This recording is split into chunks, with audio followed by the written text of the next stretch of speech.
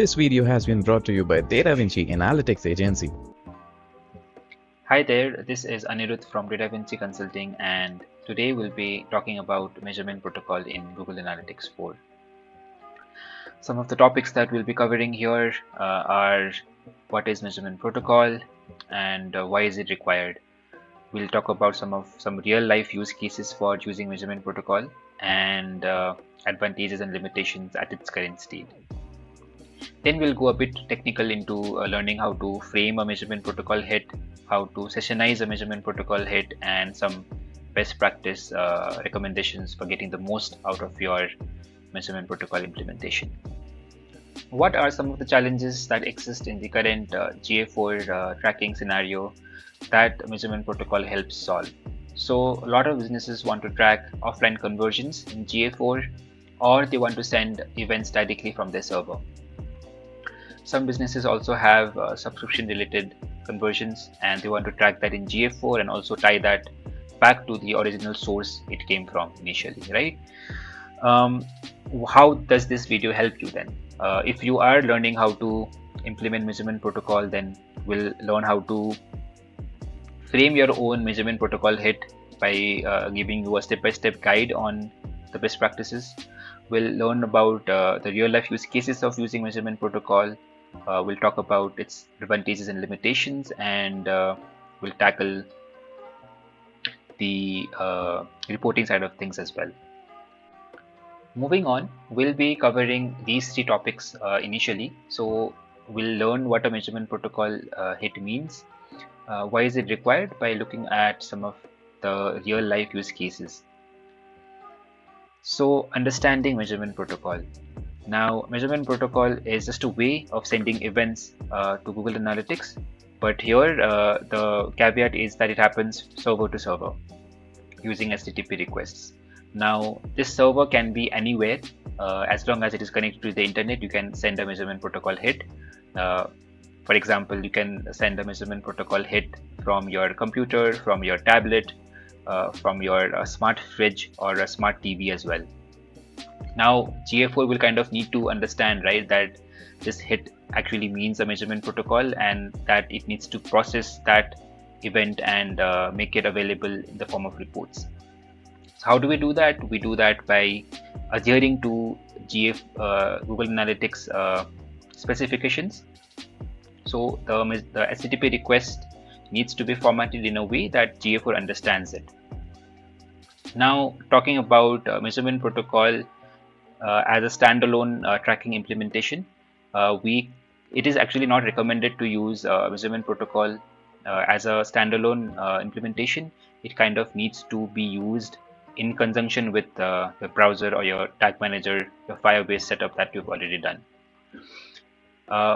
Why measurement protocol is required? So if an offline event is happening and you can't track that on your typical tag manager or browser setup, then measurement protocol comes into play. And if you want to tie offline and online transactions, conversions, collecting data from devices that do not support automatic tracking are some of the use cases for using measurement protocol. Let's talk about some real life use cases for using Google Analytics measurement protocol in Google Analytics 4. If you come across these use cases for your business as well, then you should definitely use measurement protocol. So the first one is you want to send events that happen outside of your standard user interaction on the browser, like offline conversions. So if an agent is involved in making your customer into a potential paid subscriber or paid customer, then measurement protocol can be used to send that information back to GA4. It is also used in such cases where automatic collection is not available, like your kiosks or your smart TV, your watches and all of that. If you want to send subscription events back to GA4, measurement protocol comes into play as well. So subscription events need not require the user to be online. They get triggered automatically on the server. So if you want that information back in GA4, you can use measurement protocol. Another important use case for using measurement protocol is passing missing transactions or conversions from CRM to GA4. Let's delve into the example use case in much more detail. Consider a scenario where you own an insurance website and some conversions can happen offline, let's say with the help of an agent. So maybe the user comes to your website, browses the website and sends a lead form. So all that, whatever is happening online on your website is tracked through Google Tag Manager and is being shared to GA4 as an endpoint. Now, let's say the user is greeted with a prompt saying that the user has to contact the agent to get the insurance. So that's what the user does then. So based on the number present on the website, the user calls the agent, gets converted, and all of the user's information is stored in your CRM. So now we know the user details, user ID, what source it originally came from. That all that information can be used in order to send that information back to Google Analytics 4. And how do we do this? We do this by using measurement protocol. So this is one clear example of where measurement protocol comes in very handy. This can also be achieved by the traditional offline conversion imports, but that is manual. So you kind of need to export your data into a CSV file and then create an SFTP server to upload the conversions. What measurement protocol does is it kind of automates that process. Now that we have learned what a measurement protocol is, why is it required, and have talked about some real life use cases, now we'll be focusing on some of the advantages and disadvantages of measurement protocol. So just a caveat here, we are talking about all of these features at its current state. Since we know Google is continuously improving or adding new features to GA4 and measurement protocol. Some of these, you can read the latest documentations to understand some of the new features that has come out since the release of this video. So first of all, we'll talk about the advantages. We've already covered most of these points in our previous slides.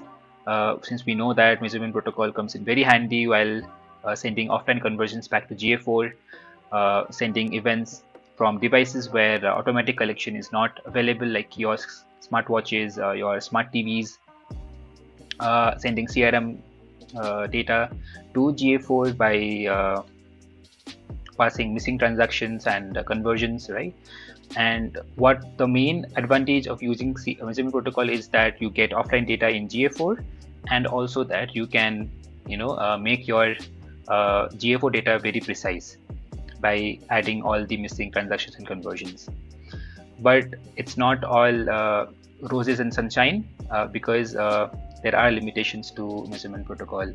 Now, one major limitation is that since it is quite advanced in terms of implementation, you do require a lot of developer involvement, and it's a very technical process, so it can't be done by everyone. It's not for everyone as well. And right now, since as I already alluded to earlier, the technical documentation is not extensive and is ever changing, since it's an evolving technology. Now, some of the technical limitations here would be that measurement protocol events that are being sent to GA4 can somehow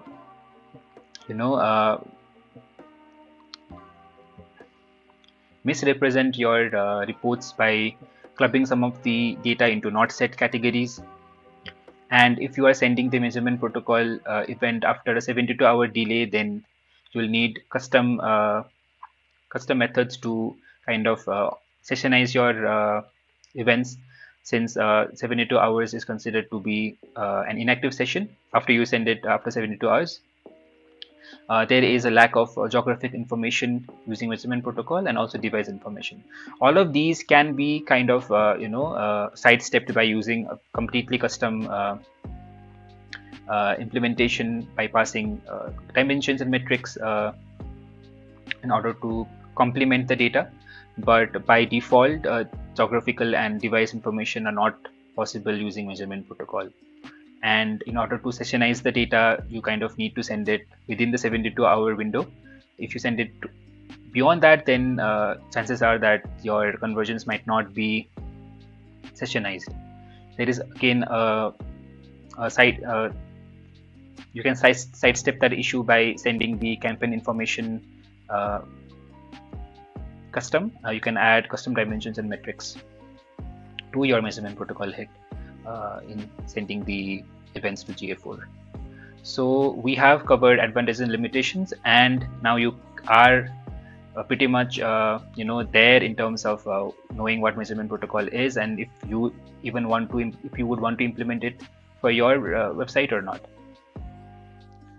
Right, so next up, we will be learning how to frame a measurement protocol hit, how to sessionize a measurement protocol hit, and some best practice recommendations in implementing measurement protocol.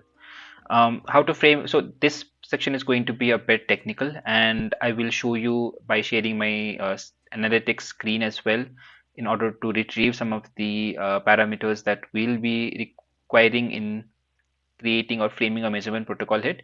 Let's move ahead then. So before we dig in, we'll need to understand how measurement protocol hits are structured.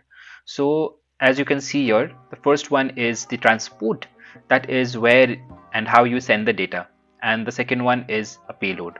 Now if you take a look at this example measurement protocol hit, you will see that we are sending a fetch request to the endpoint googleanalytics.com, and you can see like the collection method here is MP, which stands for measurement protocol, and we'll be specifying the uh, parameters, measurement ID, query parameters, measurement ID, uh, and the API secret, right? So here you can see measurement ID will have to define beforehand, and the API secret, which I'll be showing you in the next slides on how to retrieve these values.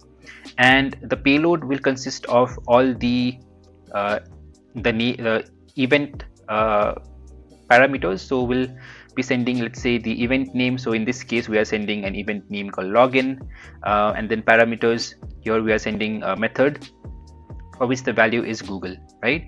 Now this is an example, and we will talk about each single one of these parameters in detail. Right, so let's speak about each one of these parameters in detail.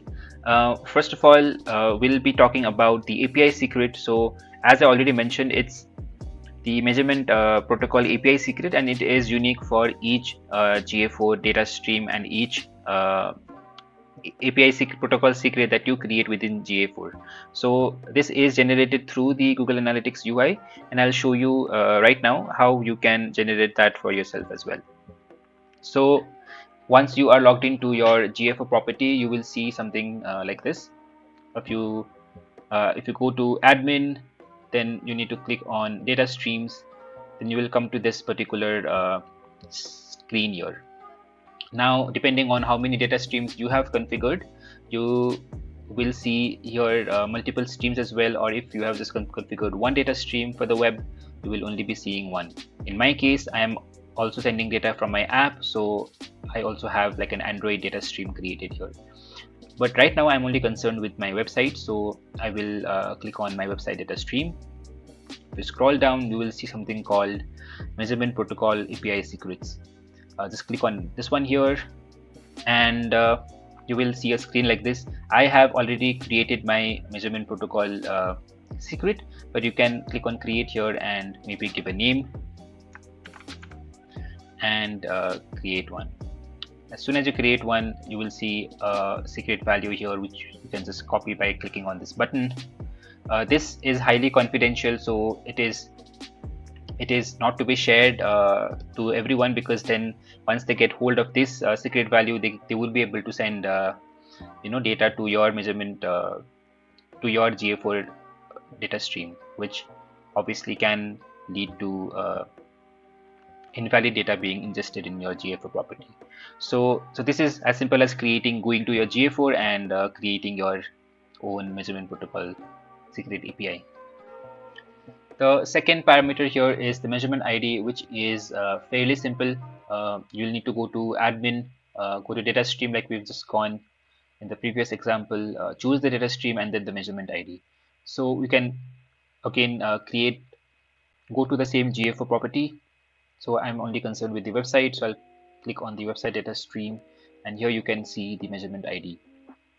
So you can just copy this or keep it for future reference. The third parameter here is client ID, and it is one of the required parameters. Apart from API secret measurement ID, client ID is also considered to be one of the required parameters, without which your GA4 will not be able to receive any data. Now, how do we retrieve this? We will retrieve this from the cookie value, the GA cookie value on your website. Now, obviously, this work will need to be done by a developer. You need to send this client ID to, let's say, your CRM whenever the user is online on your website. Now, just to show you as an example where this value would be saved, let me go to the cookies here, right? And then, so this, under the GA cookie name, you will see this value. This one is called the client ID. You can also verify this by going to, if you have an extension called Omnibug, you can check this very easily by opening your GA4 request and going to the general section, and there's this client ID that we just saw on the cookies, right? So this one is important. You can also copy this for future reference. Since we'll be forming this, framing this measurement protocol hit on the GA hit builder, I'll show you how you can do that and see a sample measurement protocol hit on your GA4 property as well.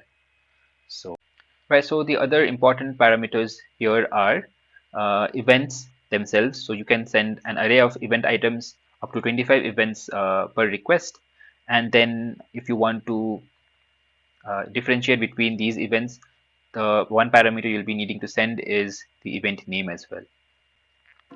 One final parameter that you will be required to send in order for your measurement protocol hit to be valid is the timestamp, which will be in microseconds. So it's a Unix timestamp.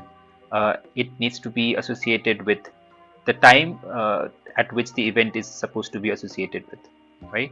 So these are the important parameters which are required for any valid measurement protocol hit. Now moving on, we'll be seeing a sample measurement protocol hit that we saw earlier. So now, since you have already understood what measurement ID means, so we got this from the GA4 UI. We also got the API secret from the GA4 UI, and now we'll be, creating a fetch request to Google Analytics and passing on these values. Then we'll be passing on the client ID as we saw by retrieving this value from the cookies. Then parameters would be, let's say, the event name and then the method for login specifically. So that's Google and then timestamp in micros. So this is the value that we'll be passing.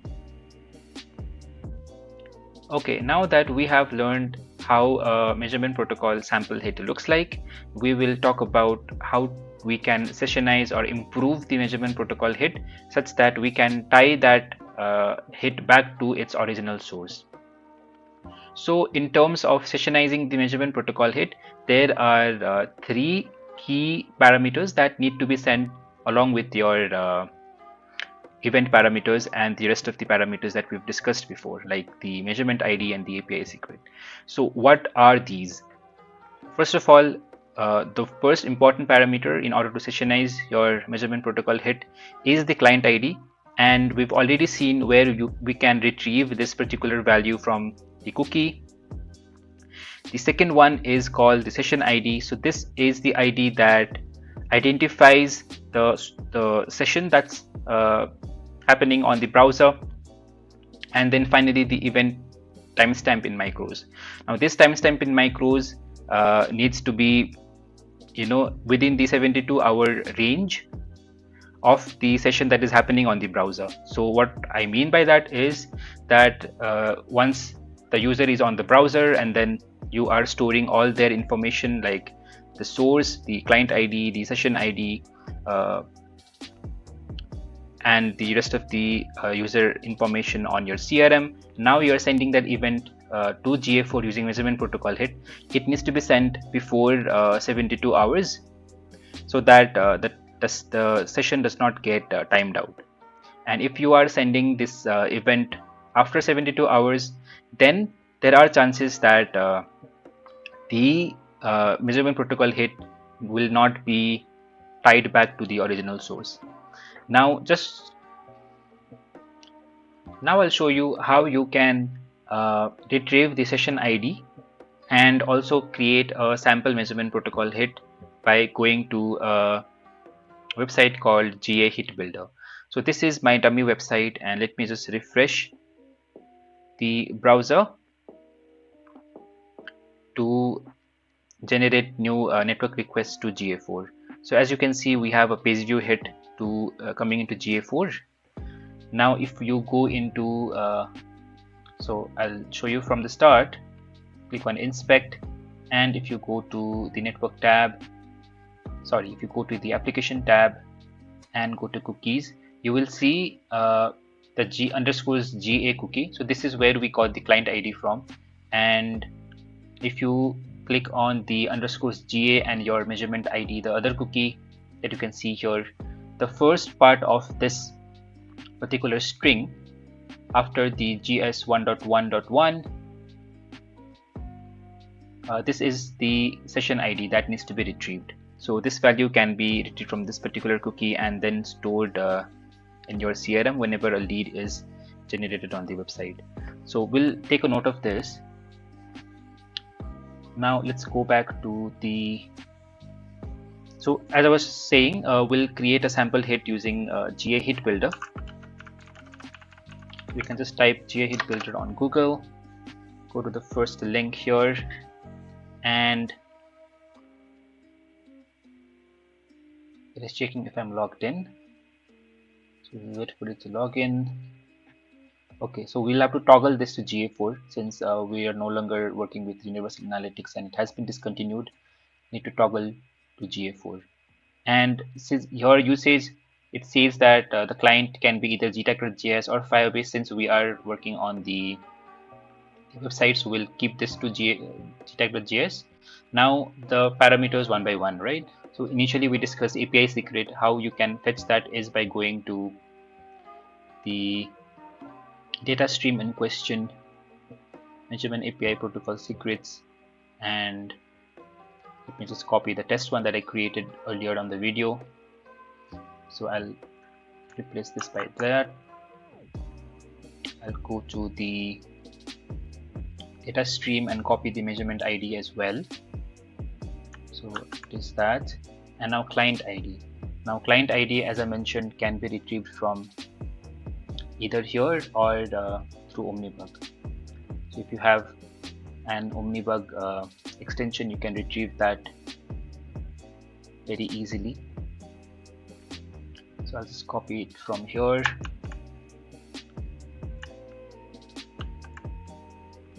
User ID is optional. If you have a unique identifier for a given user, then you can add that as well, but it's optional. Client ID is the required one, but user ID is optional. Okay, it's the API secret again.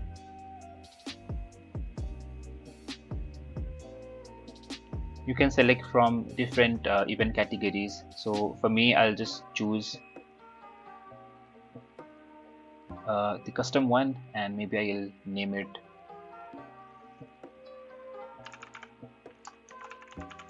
test event. Now timestamp in micros. This is something that can be generated by your server before the 72 hours window that I mentioned. For the purpose of this video, I'll take the timestamp from right. So I'll take the timestamp. If you just put a random value here,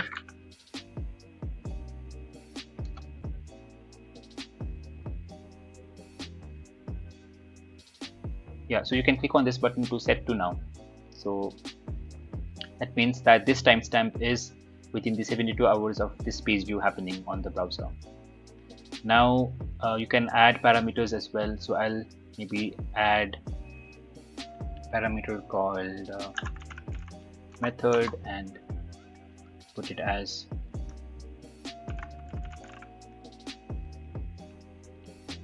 Now there is a button called validate event. You can see the network request that we were talking about earlier. So this is how the request gets billed as.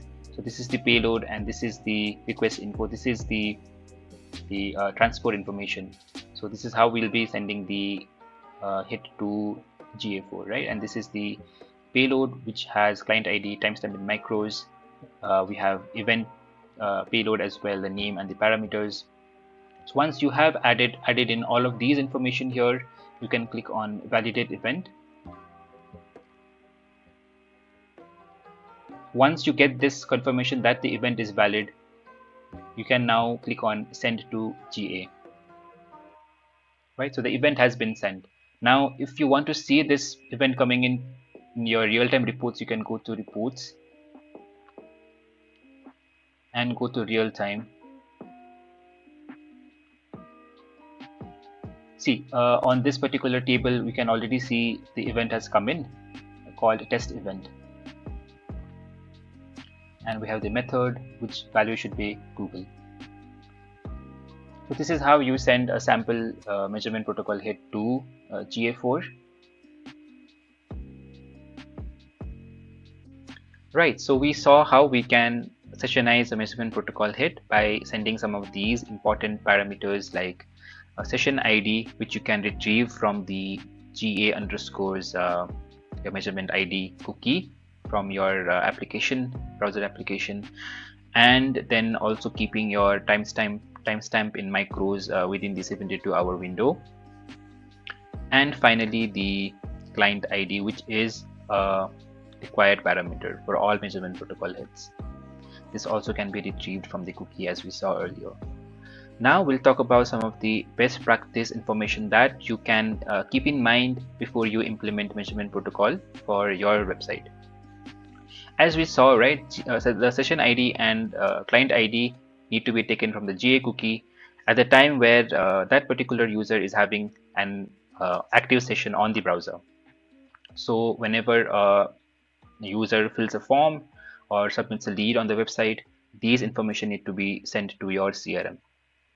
Now, as we already saw, that the timestamp in micros need to be within the 72-hour window. Otherwise, we'll not be able to tie that event back to the original source. You will still be able to see that event in GA4, but it will just not have any attribution. However, you can still send custom dimensions if you do know the source of that particular event. Now, obviously, you need to follow the Google's event naming schema and documentation. So if you are sending, let's say, an e-commerce event, let's say a purchase, then it needs to have the dedicated parameters like currency, revenue, tax, your items array, and all of that. The timestamp needs to be in micros, as we've already mentioned. Then this one is key, since if you are sending the measurement protocol to hit to a different measurement ID and you're using a wrong API secret key, then that hit will never make it to your GA4 reports. So it is very important that you send the correct measurement ID and the API secret with the hit. And these final 2 points are very important, and measurement protocol, is not a replacement to your client-side tracking. So this is something that needs to be done in conjunction with your client-side tracking, and you need to accept that it is just a way to complement the data and not as a replacement.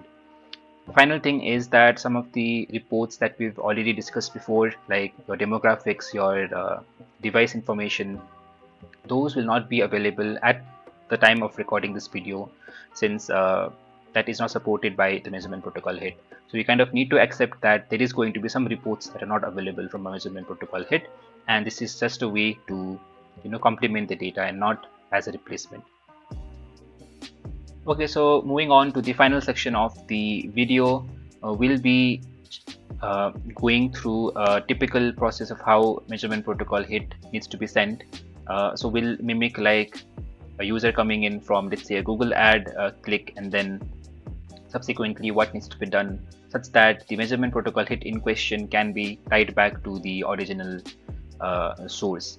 So for that, let me just open up my website.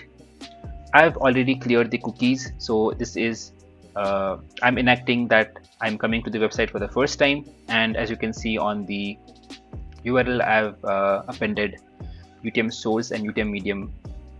UTM source is Google and UTM medium is CPC. Right, now let me just reload the page.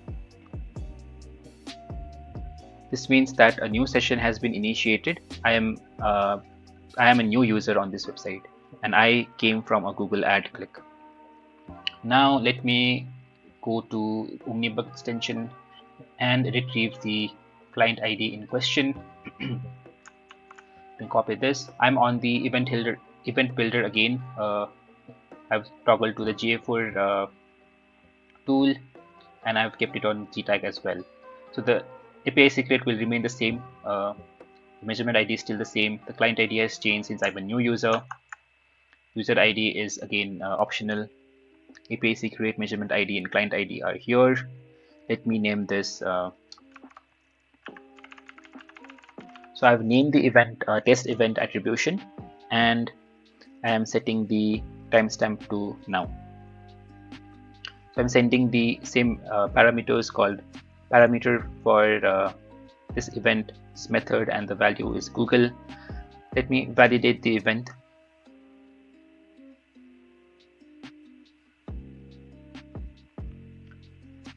Okay, well, one more parameter that we need to send is session ID. I forgot about that.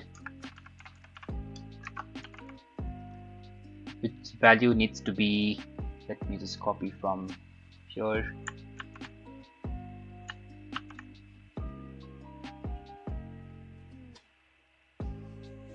Okay, so I'll be clicking on send to GA now, and we'll be seeing this event coming into the real-time report pretty soon.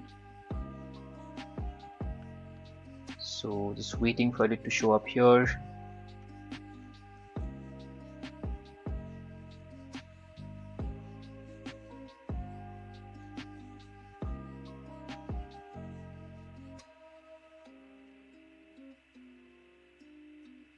Right, so we can see GA session ID. This is the value that we passed with the event, and the method has shown up here.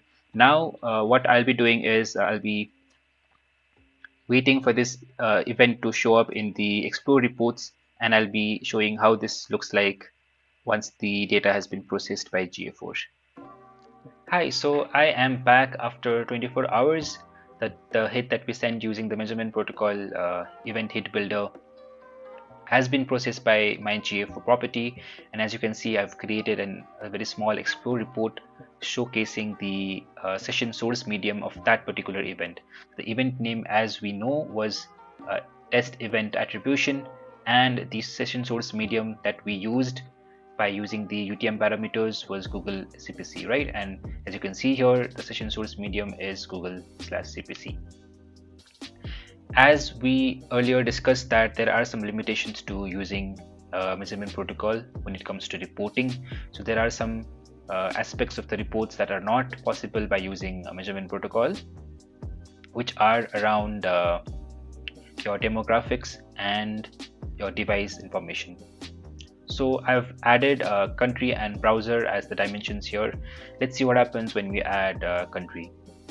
If we add country, we are getting not set.